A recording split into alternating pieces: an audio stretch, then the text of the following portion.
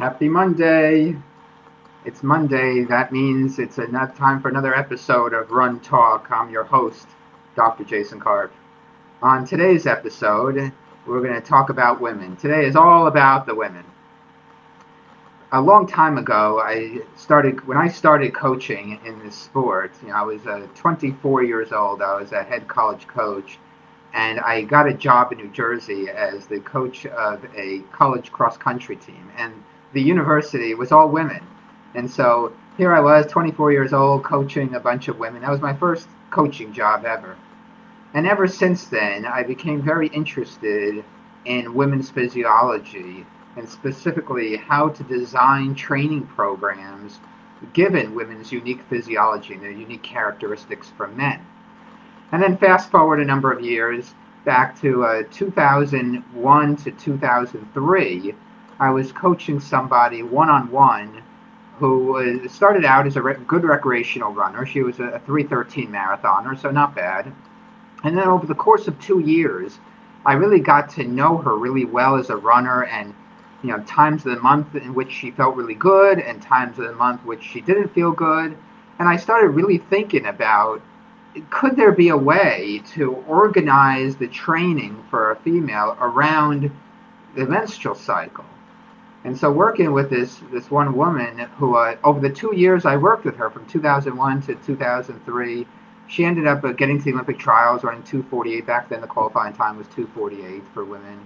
And so she made this progression from a 3:13 to a 2:48. But more than just the progression, was really about working with her one-on-one and getting an understanding of the fluctuation of hormones throughout the month and what implications that has for how a female should train. And so it was really 2001 to 2003 time frame that I really started thinking more deeply about this. And it just so happened that during that time, I was also taking classes with the medical students. As part of my PhD, I had to sit through some classes with the first-year medical students. And so one of the things that we were talking about in medical physiology was we were learning about reproductive physiology, and we were studying about the menstrual cycle. And so I had the academic part of my life that was merging with the coaching part of my life, and coaching this one person who was quite good, and working with her closely one-on-one. And so putting these two things together, the academic side, the physiology side, as well as the coaching side, I really got into thinking about how female runners should train. And then, as most people who follow what I do, that I got the book published, Running for Women, back in, I think that was 2012 or so, somewhere around there, 2012, 2013, that book was published. And I had a co-author on that book, Carolyn Smith, who was a very good ultra-marathon runner, and the two of us worked together to put together that book, Running for Women. And so this has been on my mind for quite some time, and I've used it in coaching runners, and so I wanted to give a whole episode today. I wanted to devote a whole episode to the women and to the men who are interested in this as well, to the men who coach the women as well as women who coach the women. And I wanted to devote a whole episode to training female runners. If you spend a lot of time on social media, especially like Instagram, a lot of people post what they do. They post their workouts, they post the training that they do. And it's remarkable that women don't seem to train any different than men. They do the same kinds of workouts. Sometimes they run in groups. When we're allowed to run in groups, they run in groups, and they do the same workouts that the men are doing. And it's a shame, because there's a lot for women to really look at with their training and understand how their menstrual cycle and the monthly fluctuation of hormones can influence what they do. And so, I could speak a long time about this. I've given lots of presentations at conferences about this. For today's episode, we're going to try to be very succinct and very brief about what does a woman need to know about her menstrual cycle and about her physiology that is different from a man's physiology that she can exploit with her own training. So first we have to talk about the menstrual cycle and what it is and what it does, and then we can go from that into the actual training to look at how a woman should train differently than a man. So the menstrual cycle, a lot of women, I was surprised about this whole process of writing the books and speaking about this. I was actually surprised that a lot of women really aren't that familiar with their own menstrual cycle. And I'll preface all of this by saying that, look, I know it's weird that a guy is talking about all this and stuff, and people sometimes make comments about, oh, yeah, there's no way you can understand anything because you're male. And for one, I'm going to put that aside. I'm going to assume that the people watching this are not ignorant and that you are open to learning, because there are plenty of gynecologists who are male. There are plenty of women who go to male gynecologists, even though the argument could be made that there's no way a gynecologist can totally understand what a woman is going through. But there are plenty of gynecologists who know a heck of a lot about women. I'm not a gynecologist, but I am trained as an exercise physiologist, and I do know a lot about this. I've studied it, and I've worked with coaching runners about this for many years, and so I hope that whatever hang-ups you have, or maybe you don't have, but if you have any hang-ups about a guy talking about this, then I hope that you sweep those under the carpet and have an open mind, because there is a lot here that women should do with their training that they're not currently doing, that can really open up a door for them to train smarter and to perform better. There's actually a ton of research on this, believe it or not. And incidentally, most of the scientists who study females are male. So there are plenty of men out there, including myself, who know quite a lot about women's physiology and the implications that it may have for training. So let's get to it. So, the menstrual cycle, the basic thing to know about the menstrual cycle is two major phases. The first phase is the follicular phase, and the second phase, the second 2 weeks, is the luteal phase. And a textbook menstrual cycle is 28 days, but it can fluctuate. And it fluctuates, if it does fluctuate from the textbook 28 days, it fluctuates because of the follicular phase. And so, or the luteal phase. The follicular phase is always 14 days. And so you have these two halves of the menstrual cycle. Let's just do, for the sake of argument, let's just look at a textbook menstrual cycle of 28 days. First 2 weeks is the follicular phase, second 2 weeks is the luteal phase. For the first 2 weeks, estrogen from the period lasts maybe 3 to 5 days. That's the beginning of the follicular phase. Then after the period is done, and the technical term for that is menstruation, or menarche is the woman's first period. The first time she has her period, that's called menarche. So we can either call it menstruation or just call it the period. So once the period is done, the rest of the time of the follicular phase, estrogen is on the rise. So estrogen has this curvilinear slope up. It's on the rise the entire time of the follicular phase. And then it peaks right before ovulation on the second, day 15. So the first 2 weeks, estrogen is rising. Day 15, right in the middle, you have ovulation. And right away, estrogen drops dramatically. And then the second phase, the luteal phase, progesterone is climbing all the way up until the middle of the luteal phase, and then it peaks in the middle of the luteal phase, and then it drops. So the progesterone curve looks like a bell curve in the middle of the luteal phase. It goes up, reaches the peak in the middle of the luteal phase, so end of week 3, early week 4, that's when progesterone is peaking, and then it comes back down. It looks like a bell curve, up and down. Now, also, in the middle of the luteal phase, you get a second peak in estrogen, which is less than the peak in progesterone, but there's 2 humps to the curve. You have the progesterone, which is the higher hump, and then you have a secondary little hump of estrogen. That ratio of estrogen peaking to progesterone peaking will also be important. But the concept here to understand is that at times of the month where estrogen is on the rise or is peaking, that is times of the month where women can really push the endurance work. Do you ever notice that if you take a cross-section of the population, you ever notice that women tend to be better the longer the race? They tend to be better at endurance than they are at speed. There's always going to be exceptions to the rule. There are plenty of females on the world-class level who are good at the 800 meters and the mile, who have a considerable amount of speed. But if you were to take a cross-section of the population, women tend to be better the longer the race. And there are a couple of reasons for that. One is estrogen, and we'll talk about that a lot over the next half an hour or so. And then the other reason is there's some research to suggest or to even show that women have more slow-twitch muscle fibers than men do, and the slow-twitch fibers take up more area inside of the muscle, and that's really the more specific thing. That in women, slow-twitch fibers seem to take up more of the area inside muscle. So what does that mean? Well, slow-twitch muscle fibers are the aerobic kinds of fibers. They're very good at endurance. Whereas the fast-twitch fibers, you have 2 different kinds of fast-twitch fibers, fast-twitch A, fast-twitch B. depending on what scientific study you read. There's also another one. There's a fast twitch X. And so there's gradations between them. But for all intents and purposes, to make the conversation simple, we have three types of muscle fibers: slow twitch, fast twitch A, and fast twitch B. But there are also gradations between those five. So there are hybrid types of muscle fibers, as well as those three distinct kinds. And women tend to have a greater area of their muscle taken up by the slow twitch fibers. So that gives them better endurance capabilities than speed. But of course, like I said, there are plenty of good female sprinters as well, so there are exceptions. But if you look at a cross-section of the population, most women tend to be better the longer the race, tend to be better at endurance than they are at speed.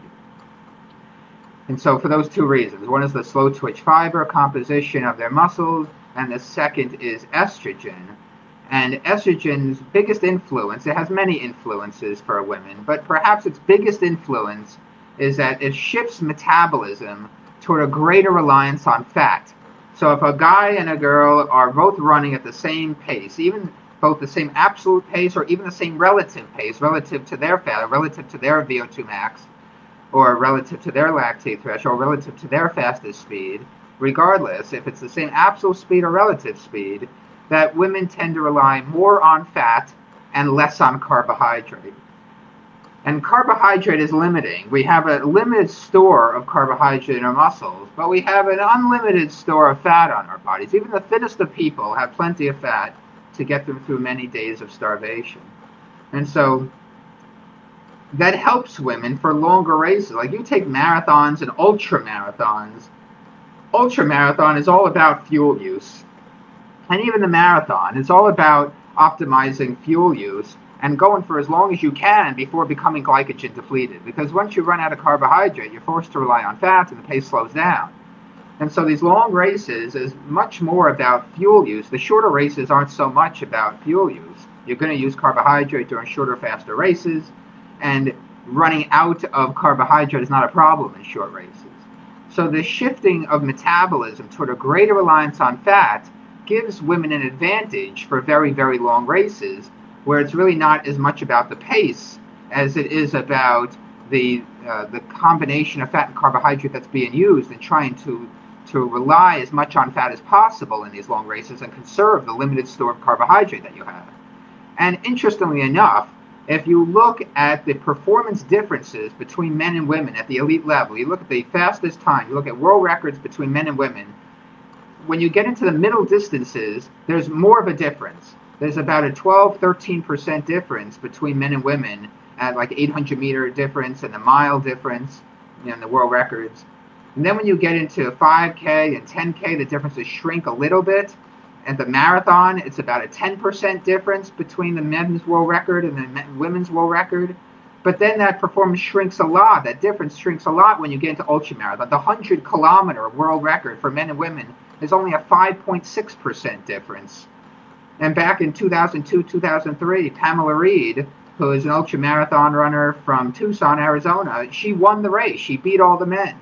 And so if you look at the differences in performance between men and women in very, very long races, the performance difference is much smaller than it is for shorter races. And so the women are catching up to the men as the distance gets longer and longer. And a lot of that has to do with the fact that women are really good at endurance. So let's go back then and link this concept now back to the menstrual cycle. Because of estrogen's effect on metabolism and shifting metabolism toward a greater reliance on fat at any given speed, women are very good at times of the month in which estrogen is high. Those are times of the month to really push the endurance work. That's when women can adapt better to the endurance work, and they can push themselves more during endurance work. And so those are times of the month to increase the weekly volume, or to increase the duration of the tempo run. Put in a lot of tempo runs at that time of the month. So especially, so for the whole first 2 weeks after the period is done, then the rest of the time, so maybe that's about a week and a half for the first phase, the follicular phase, estrogen is on the rise.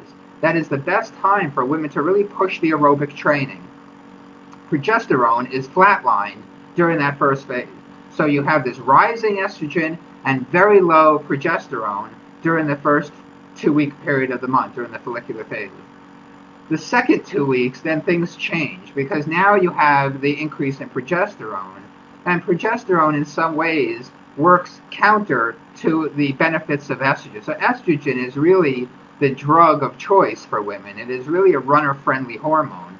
Progesterone, not so much. One of the things progesterone does is stimulates breathing. So there's a lot of interesting research looking at women who have asthma and like how often they use their bronchodilators and how constricted their breathing are at different times of the month. And very interestingly, at times of the month when progesterone is high, so the middle of the luteal phase, women show an increased use of their bronchodilators.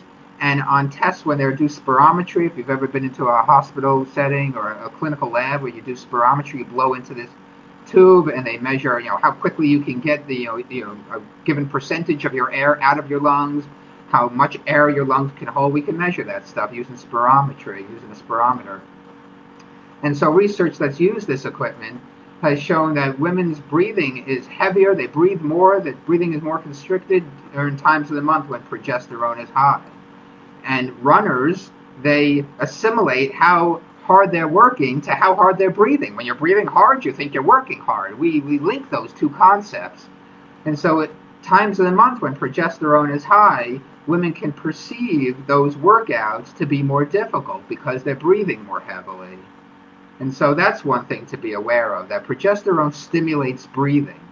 Another thing to be aware of when progesterone is high is it also increases body temperature. Actually, if you look in my book, Running for Women, there's a nice graph in there that shows the menstrual cycle and the fluctuation of estrogen and progesterone. And there's also a graph on top that sits on top that shows the fluctuation of body temperature. And the body temperature the fluctuation in body temperature mirrors the fluctuation in progesterone. Progesterone increases body temperature. So say you're running a race during the middle of the luteal phase in the heat and humidity. If you're running a long race at that time of the month, one of the things that can detract from performance or hurt a runner's performance is that body temperature has to rise to a higher level before the body starts to cool itself. So the set temperature, the preset temperature, is higher during the time of the month when progesterone is high. And so that makes it harder for women to run races, especially when that race is long, and especially when that race is in hot and humid conditions, where it's harder to dissipate heat. And so these are things to look out for. So when so the second phase, the luteal phase, that would be a time of the month, especially in the middle, like the end of week 3 and early week 4, when progesterone is peaking. That would be the time of the month to back off on a lot of the aerobic work. So maybe have a recovery week at that time of the month. The other time of the month where performance seems to decline and women also don't feel as good is at the very end of the luteal phase when progesterone has dropped suddenly and it leads right back into the woman's period. So the premenstrual period, those few days leading into menstruation, and then the period itself, menstruation itself. And so one thing to consider is that the effect of, we have this quick rise in progesterone followed by a quick decline. It looks like a bell curve in the middle of the luteal phase. That quick decline in progesterone is what is responsible for sodium and water retention. So we first get sodium and water loss as progesterone rises, and then as it declines in the second half of the luteal phase, the opposite effect happens. A woman has sodium and fluid retention, and that's what leads to that bloating feeling that women often perceive as they get into the start of their period. It's because of that rapid drop in progesterone that makes women retain sodium and water. Water goes wherever the sodium goes. That's why all these hydration drinks have sodium in it, to stimulate water retention inside your cells. And so sodium and water get stored together. The water gets stored because of the sodium. And so another time of the month that women's endurance performance is diminished, or a woman also doesn't feel as good, is in the few days right before the period and in the period itself. Now, having said all this, a lot of these are generalities because there's a lot of individualism when it comes, especially with the period itself. There's less generality in the whole cycle, but there's more there's more generality. You can generalize more throughout the whole cycle. But the period itself is quite individualistic. Some women have a period and they hardly bleed at all, and it's so light that it doesn't affect them at all. While other women have major cramping and major bloating, and they don't feel good at all. And so you really need to back off on the training then. To try to push a hard workout while you're in your period, that could help you psychologically maybe, that I'm pushing through the period just in case there happens to be a race during my period. But for the most part, it's a very individualistic matter, and you have to be really in tune with your body and how your body can handle certain kinds of workouts during the period. So I don't want to make sweeping generalizations, but scientists and even coaches, we work on averages. We work on what's the average response. What's the average response during this time of the month when estrogen is high? What's the average response, the average performance, benefit or decline during this time of the month? And what happens during the period. We have to work on averages, and then if you have the opportunity to coach somebody one-on-one, then you can really get into individualism and what's best for that particular runner. And of course, if you're coaching yourself also, you get what's best, you really optimize what's best for you.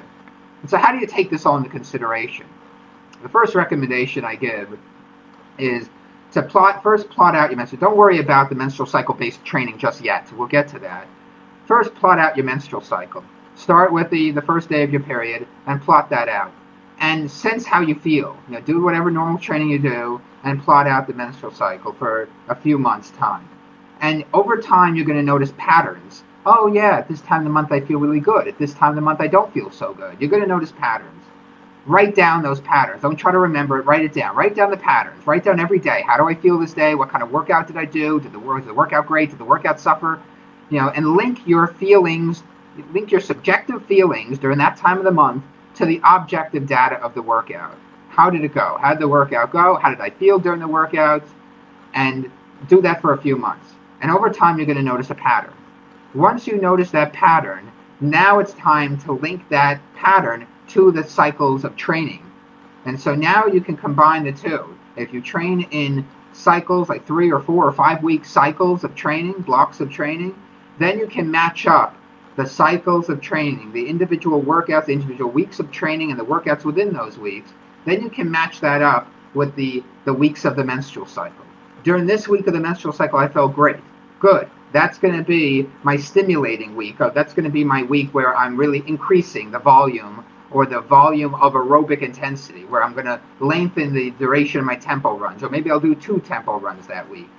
And so you can start to link up the cycle of the menstrual cycle weeks with the training cycle weeks. And so then that's how you combine, that's how you put the two together and start writing out the training plan. And I have all this in my book. I'm actually writing another chapter on this now for another book. I'm working on a book on periodization now, and I have a chapter in the book all about training women. And I really dive deep into how women should coordinate their training with their menstrual cycle. It's quite fascinating. And so the overarching thing to remember here, push the training, the aerobic training, at times of the month when estrogen is on the rise and is peaking, and then back off on the training at times of the month when progesterone is on the rise and is peaking. And then you can nicely, if you work in 4-week cycles of the training, you can match up those 4-week cycles of training, those 4-week training blocks, with the 4 weeks of the menstrual cycle. It works really nice when you match that up. But you have to find the pattern first. So first, just train the way you normally would and document everything and really notice the pattern. And then you can link those two things together. And the other thing to be aware of is during the period that because of the loss of blood during the period, inside your blood you have things that carry oxygen. Red blood cells, and inside those red blood cells is hemoglobin. Hemoglobin is the protein to carry oxygen. And then you also have free iron in your blood called ferritin. And so every month when a woman bleeds, especially if she bleeds a lot, you can lose some of that iron. The iron that is part of hemoglobin and the free iron, the iron store, which is ferritin. And so anemia, which is the lack of blood flow, the lack of iron in the blood, the lack of blood flow to the muscle, because of the loss of iron, the inability to transport oxygen in the blood. Anemia is a very common thing in female runners. I've coached a lot of females over the years. Male runners can get that too, but it's not as common. because women lose blood every month. And so for a woman who bleeds a lot, then she has the potential to become anemic, and that can be very detrimental to endurance performance. And so it's important to check your iron level and to see if you're anemic, because if you're anemic, then you may have to supplement with iron, because otherwise that will drastically reduce your distance running performance. And so that's another issue that women have to be aware of that affects women a lot more than it affects men. And there are a lot of other things. I could spend a lot of time talking about women. There are anatomical differences between men and women, like the hip width and how that affects the Q angle and the biomechanics of female runners. So there's lots of things going on, but that could be another show. I really wanted to spend time today talking about how women should train according to their menstrual cycle.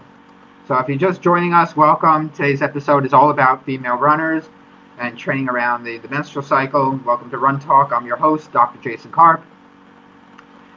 And so, again, to recap, the major thing to remember, I'm trying to simplify it because it gets very complicated. The main thing I'm trying to get across here is, the main thing to remember is that at times of the month when estrogen is high, very good for female runners. That also has the opposite effect, incidentally, on body temperature that progesterone has. So that's why temperature is lower during the first 2 weeks during the follicular phase, because of estrogen. So estrogen and progesterone kind of counteract each other in some different ways, and body temperature being one of those ways. So at times of the month when estrogen is high, good time to push the endurance work. Increase the volume of aerobic intensity, and times of the month when progesterone is high are good times to not increase the aerobic work. The other thing about estrogen is that more than anything else, estrogen has the greatest protective effect on bone. So any condition that lowers estrogen level for a woman puts the bones at risk for a stress fracture. It lowers bone mineral density and increases the risk for a stress fracture in female runners. So like before a woman has her first period, when she's in middle school and maybe a little bit in high school before she hits puberty, a female runner is a greater risk for a stress fracture. And then post-menopause, when she doesn't have a menstrual cycle anymore, she's a greater risk for a fracture. We all have grandparents who have fractures. We all know senior citizens. We hear about that all the time. Seniors who fall, they hurt themselves, and their bones are very brittle at that age. You take an 80-year-old, 90-year-old, bones are very brittle. A lot of that has to do with the loss of estrogen. And that's why a lot of older women go on hormone replacement therapy and do other kinds of therapies to supply themselves with estrogen. But, of course, hormone replacement therapy comes with its own side effects, so you have to have those conversations with your gynecologist, male or female.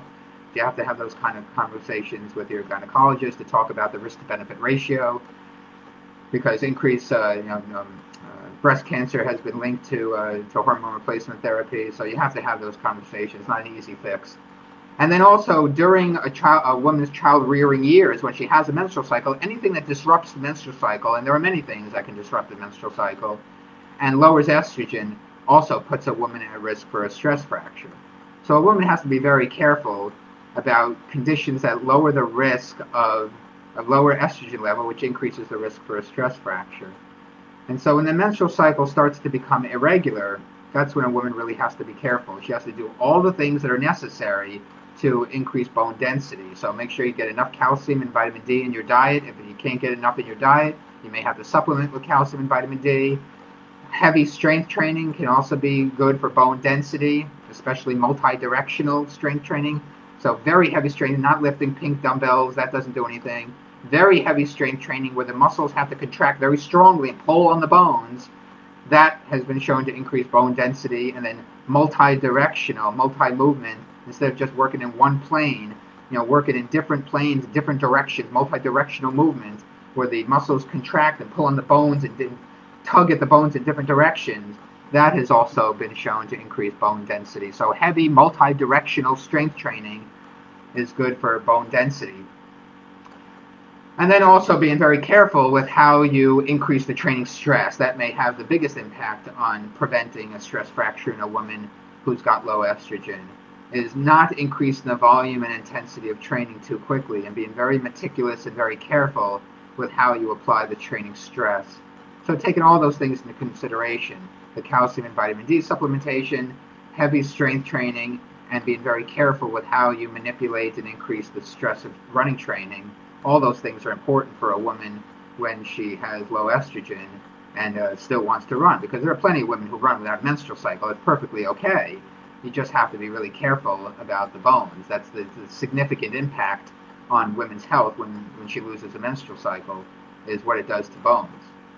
And so you just have to watch out for that. And it's a good idea to get your bone density assessed. You go into a hospital, get a DEXA scan. That's the gold standard for bone density, is DEXA, dual energy X-ray absorptiometry. And then at least you know whether or not you have low bone mineral density or not. Otherwise you're kind of just training blind. You don't know, and then you don't want to have a stress fracture, and you're like, oh, I should have gotten my bone density checked. So if you know you're not having a menstrual cycle and you're still doing a lot of training, it's a good idea to get your bone density checked. So that's one thing to be aware of. So we have the anemia with women. That's a potential issue. The stress fractures with loss of the menstrual cycle, that's a potential issue. So that's why it's so fascinating to coach women, because there's a lot of issues that women have to deal with that men never have to deal with. And so it's important to understand the fluctuation of hormones and how that affects everything from the physiology to mood. I mean, there's the other issue about the mood and how uplifting exercise can be for a female in mood, especially as she comes into her period, that premenstrual syndrome. There's lots of research to show that aerobic exercise helps women during PMS, that because of how exercise affects mood. And so there's a lot to really sink your teeth into here with women, and the psychological as well as the physical aspects of being a woman, and the implications of the fluctuation of hormones, that men don't have such drastic fluctuations of hormones. But the fact that it's cyclical and the fact that it's predictable, if you have a normal functioning menstrual cycle, you can exploit that, and you can use that to your advantage when you train.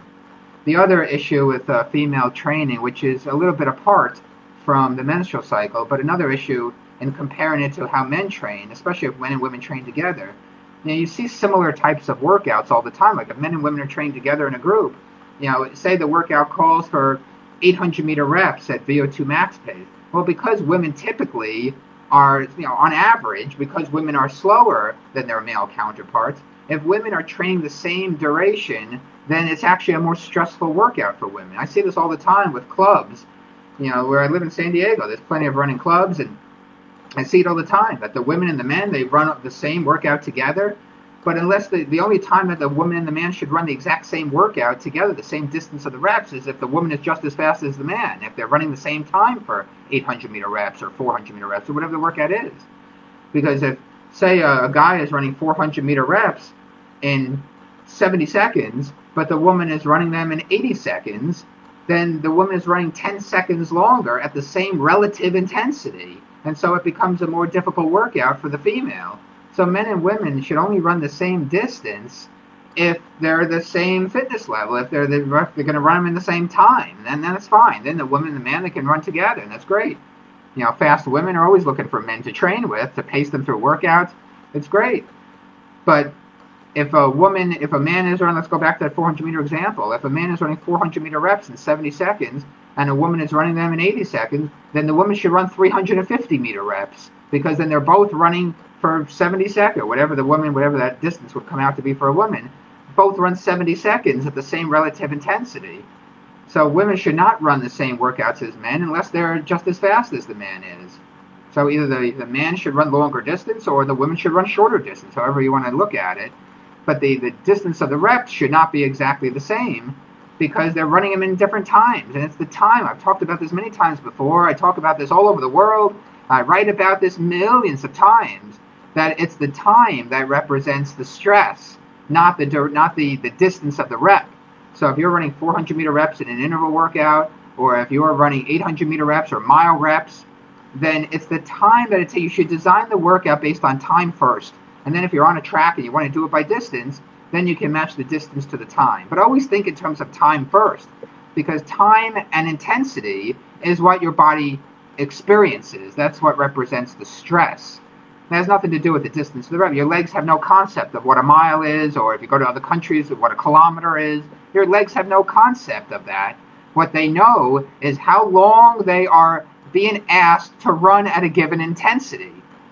And so if it takes you longer than your male counterpart, or even than a faster female counterpart, if it takes you longer to run each rep, then that's fine, but then run a shorter distance rep so that you make the time the equivalent to the other faster runner. And so men and women on combined track teams that you see, many colleges, they have combined, high school teams have combined teams, and the girls run with the boys. They shouldn't do that. They should run the workout that is best for them. And so if that means shortening the distance, then shorten the distance.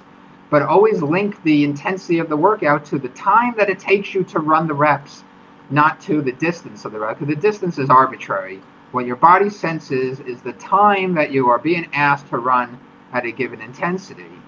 And that's what is the stress of the workout.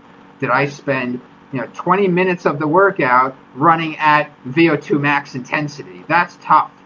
But if you make the distance longer, if it takes you more time to run each rep, you're going to end up running more time at that relative intensity compared to a faster runner who is finishing each rep in a shorter amount of time.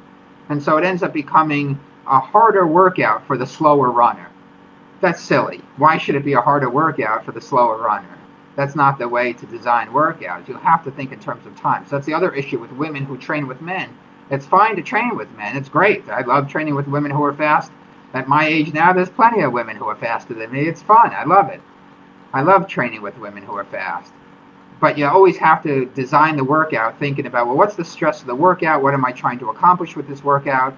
And then link the duration, the time, to the distance. If you want to think in terms of distance, if you're on a track or on a marked bike path and you think in terms of distance, always think of, well, how long is it taking me to run each rep?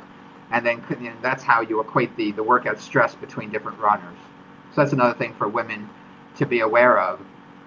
I remember going to a clinic a long time ago, a coach's clinic, where Clyde Hart, who is a well-known 400-meter coach, he's a coach at Baylor University in Texas, and he coached Michael Johnson and a lot of other Olympians, Sonia Richards, and Baylor University has produced a lot of good 400-meter runners.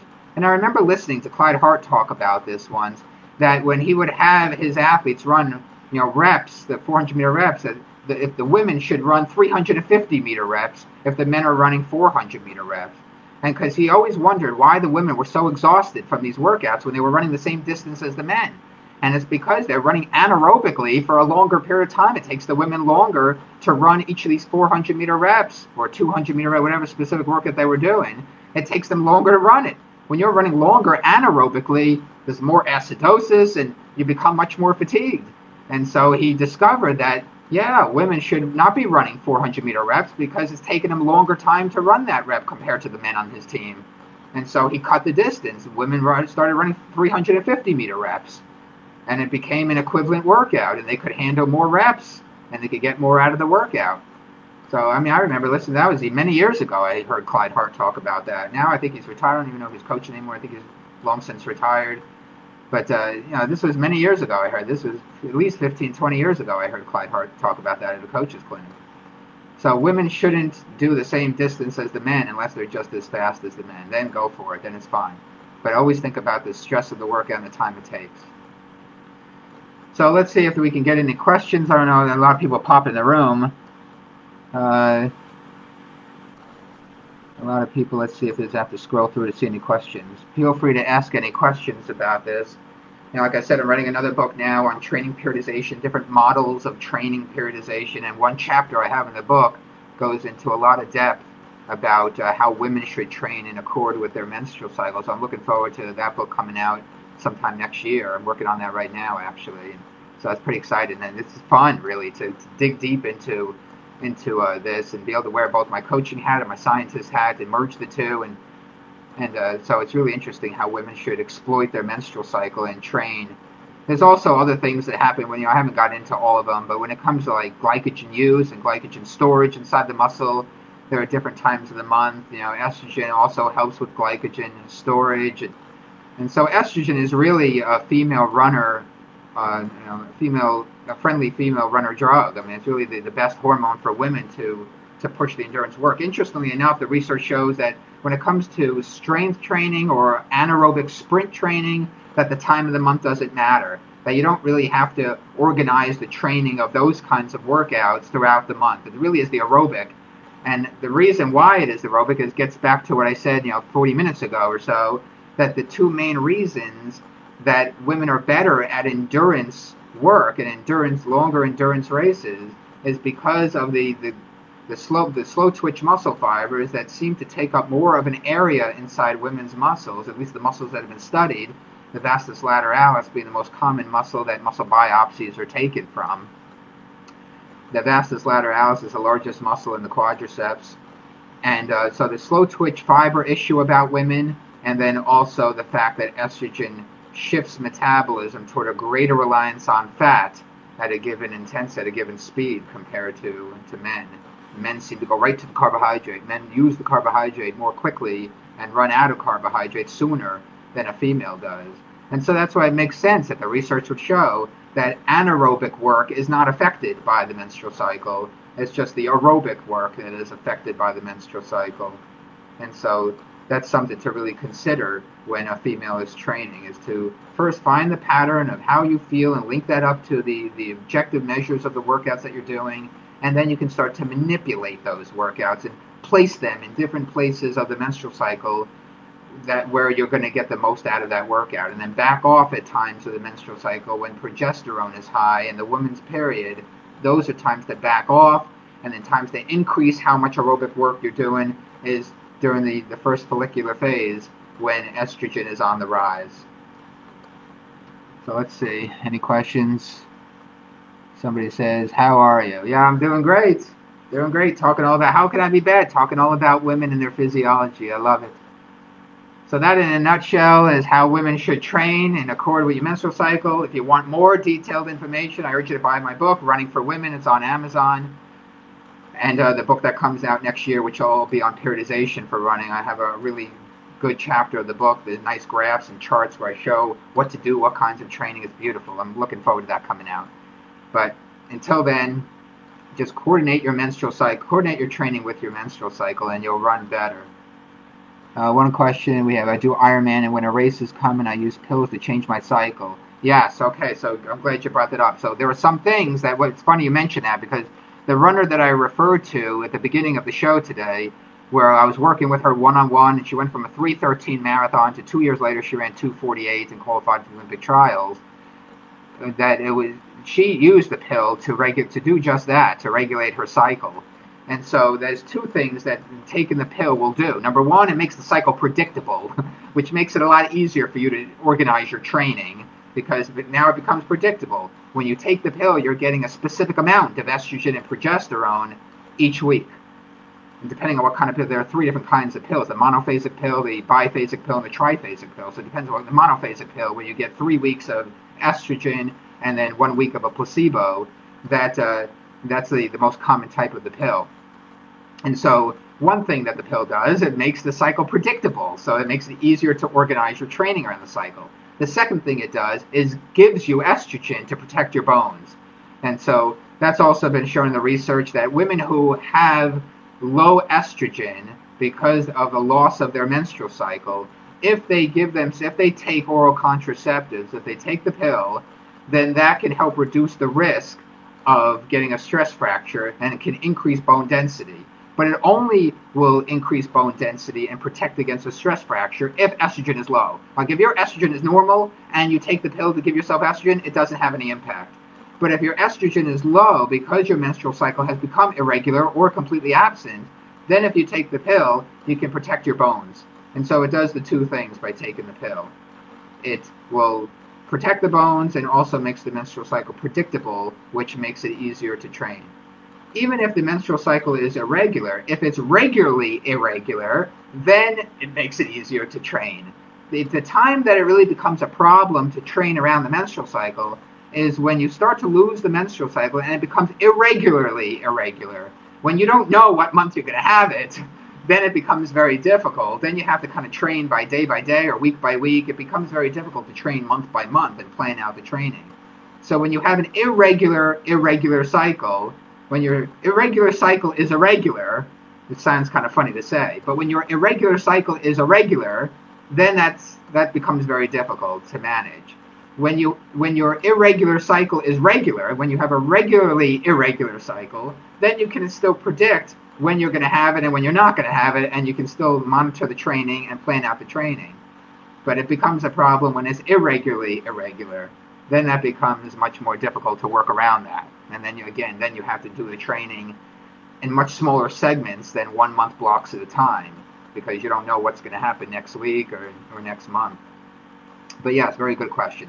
The only side effect that I've seen in the research and have heard from women, the only side effect to taking the pill is weight gain that can impact. I mean, there's other side effects that don't impact the running, but weight gain is a side effect that will affect the running. And so a lot of women don't like to take the pill for that reason, because they don't want to put on weight. But then all you have to do is stop the pill. If you do put on weight, then you stop the pill and the weight goes back down. So there's a lot of research on that too, that it's reversible. That if you stop taking the pill, then you can lose the extra weight that you put on from taking the pill, because it's related to the weight. And so, very good question. I'm glad you asked a question about taking the pill, because that's an issue that a lot of women, they take the pill because they want to prevent pregnancy while they're training, but it can also have an impact, both positive and negative impacts, on your running performance.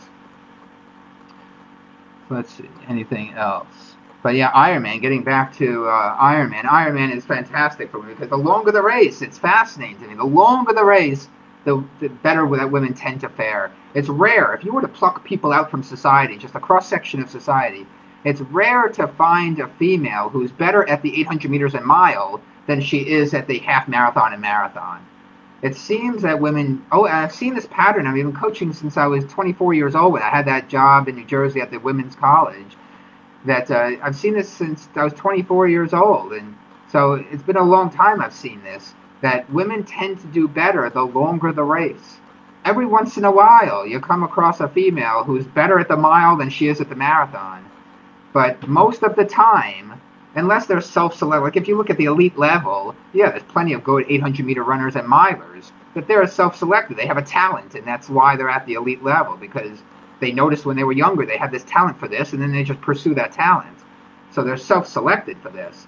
But if you were to just go into a cross-section of the population and find female runners, most of them are going to be better the longer the race. And so they're really good at the half marathon and the marathon. And a lot of women get into ultra marathons, because they're very good. The way estrogen affects metabolism and shifts it toward a greater reliance on fat, that has huge positive implications for very long races like a marathon, ultra marathon. And again, like I said earlier, if you look at the performance difference in world records between men and women, it shrinks as you get into longer and longer races, and shrinks a lot once you get farther than a marathon. It's only about a 5% difference between the best in the world at ultra marathons between men and women. And some women can win the race outright and beat all the men. And so it's fascinating how women have this predisposition toward aerobic endurance. And they also have this predisposition toward muscular endurance. If you ever notice, women can do lots of squats and lots of lunges, and they don't get as tired as a man does. It's very interesting that even muscular fatigue is delayed in women. And women have a prolonged time that they can hold isometric contractions or even concentric contraction.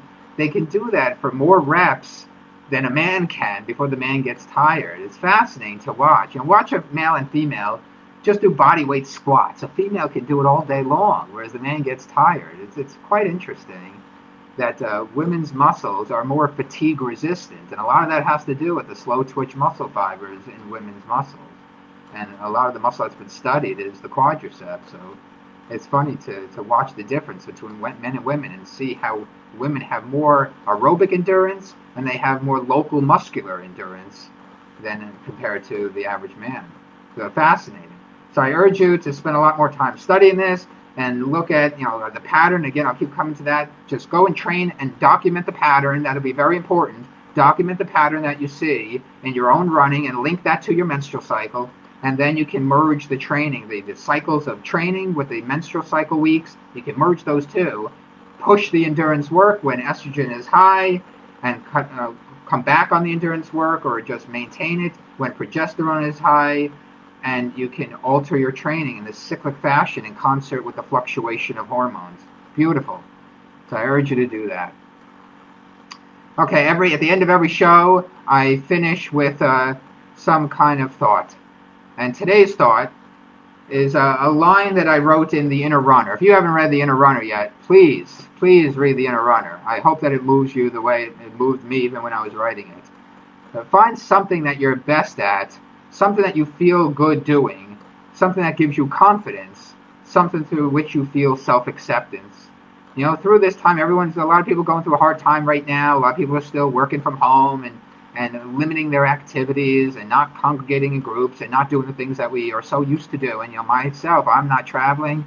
I was so used to being able to travel and do the things I wanted to do. And you know, my life is now contained in this office and doing a lot of work. And you know, I love pursuing that. But at the same time, it's hard to not do the same things that we're so used to doing.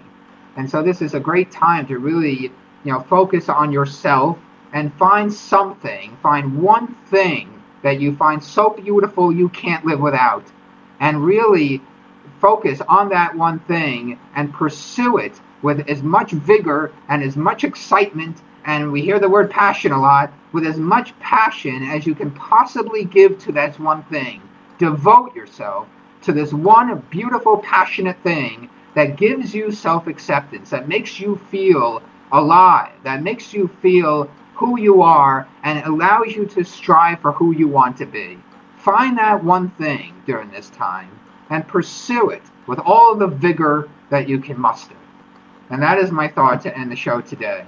Thank you very much for coming. I hope you enjoyed a goofy guy talking all about women. I love women.